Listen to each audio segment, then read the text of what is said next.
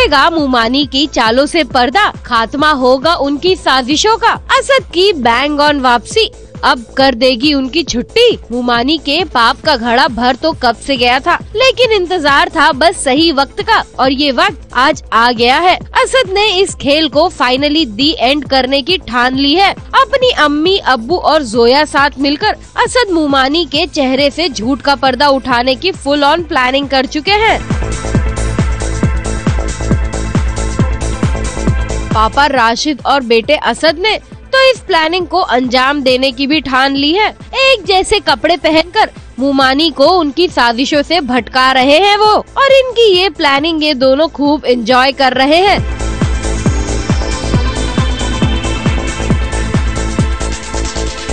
जुड़वा take off in this. जुड़वा जो आई थी उसका हम लोग एक कॉमेडी सीक्वेंस इसमें डाल रहे हैं, तो राशिद और असद वो जुड़वा का एक वो कर रहे हैं। ये हमारा शो कॉमेडी हो गया पूरा फ्रॉम सीरियस ड्रामा, तो टीआरपी बढ़ाने के लिए हम कुछ भी करेंगे।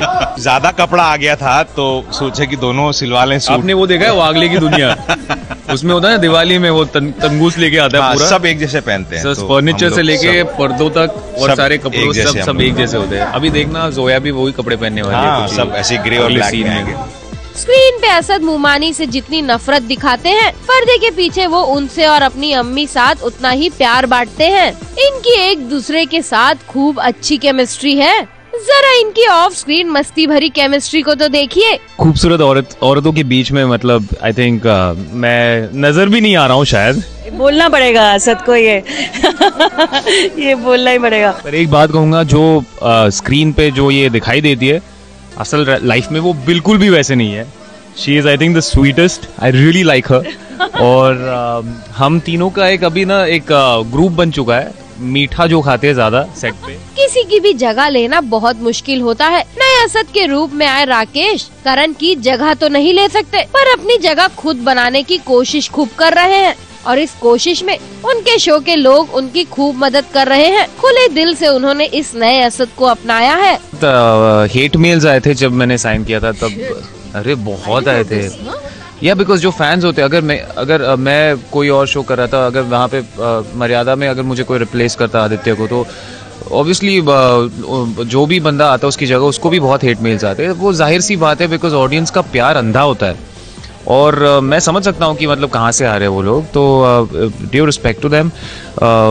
मैं वही कह रहा हूँ लोगों को कि मतलब एवरीबडी डिजर्व्स अ चांस। अगर मैं नहीं होता तो कोई और कर लेता ये रोल। डिलिबरेटली नहीं देख रहा था कि करण ने क्या किया था पहले एज असद, बिकॉज मैं इन्फ्लुएंस नहीं होना चाहता था, बिकॉज मैं एक असद कैरेक्टर जो क्रिएटिव है हमारे, वो उन्होंने एक्सप्लेन किया कि क्या है उसका रोल, उसके इंटरपर्सनल रिलेशनशिप्स क्या है शो में, और उसके बाद मैंने समझा कि अगर मैं किसी को कॉपी करूँ तो I won't be able to do justice to the character. I think अगर नया चेहरा है तो नया अंदाज तो आएगा ही। I am sure these people are going to teach me soon. बहुत जल्द मुझे बहुत ऐसे लेसन्स मिलने वाले सेट पे, ऑलरेडी मिल चुके हैं थोड़े बहुत।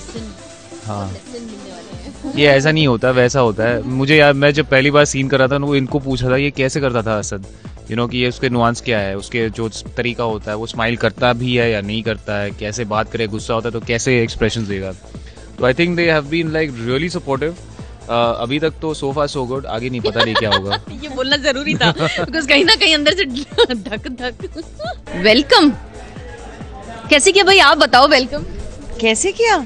मैंने तो इनका हाथ पकड़ लिया यार। वेलकम ऐसे किया, मतलब आते ही मेरा हाथ जोर से पकड़ लिया, आंखें दिखाई, और बट लेकिन बेस्ट तो मेरे साथ हुआ था।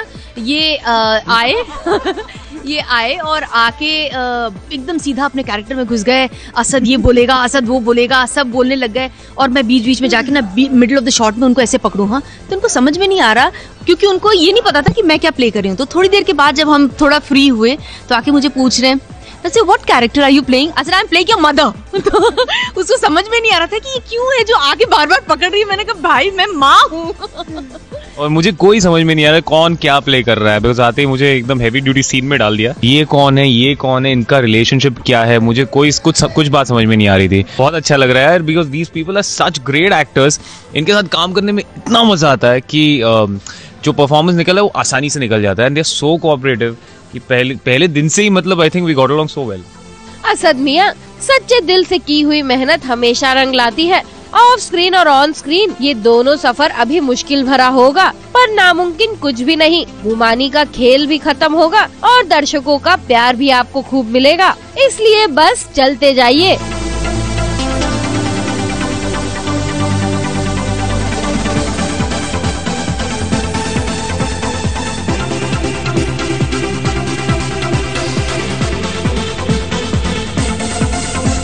मुंबई से सुशीला उपाध्याय की रिपोर्ट।